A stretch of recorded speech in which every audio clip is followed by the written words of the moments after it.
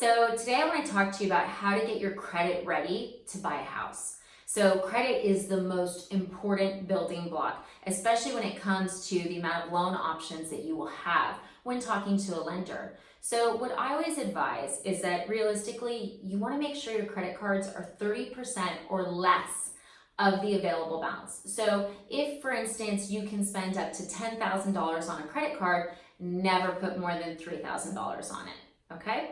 I actually get a little bit more OCD, I guess we could say, if I'm getting ready to buy a house.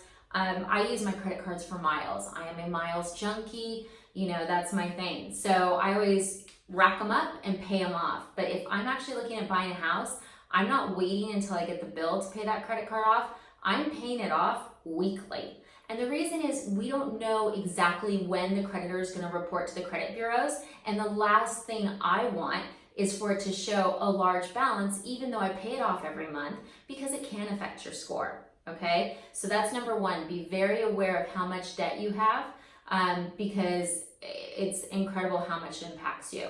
Number two, make sure everything's paid on time, okay? Now, if you're like, oh, I was only 10 days late, 20 days, it matters. It can really affect your score. I've seen lates that are years old affect people. I saw a woman's credit score go from 800 to 600 because she didn't pay Bank of America 25 cents. Seriously, it was like a credit card and she had paid it off, she thought, but they sent her a bill for 25 cents. She laughed thinking, are you kidding? A stamp's more than this. Didn't pay it, and 5 months later, her score was in the tank. And there was nothing you could do about it because it wasn't their fault.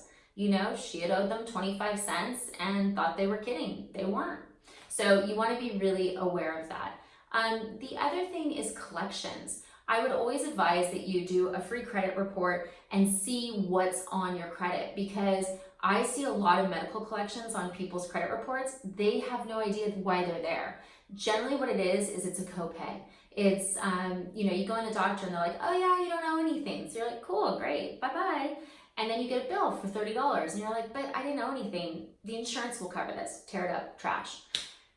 Yeah, those go to collection really quick and they grow really fast as well. So you want to be really on top of A, if you have any collections, and B, anything with medical. Make sure if you get a bill, pay it, dispute it later. Don't assume your insurance is going to pay for anything. Pay it, then dispute it, okay? The other thing is, don't do a lot of hard inquiries. Do not open any new accounts. Do not close any accounts. Now is not the time to go car shopping.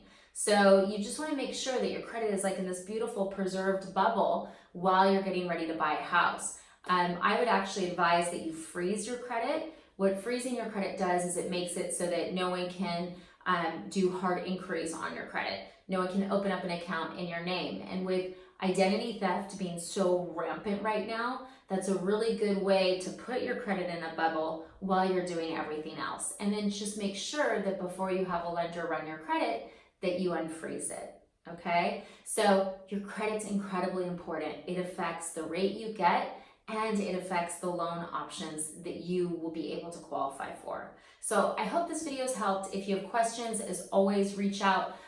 We're always happy to talk to you about credit and things you can do. Thanks.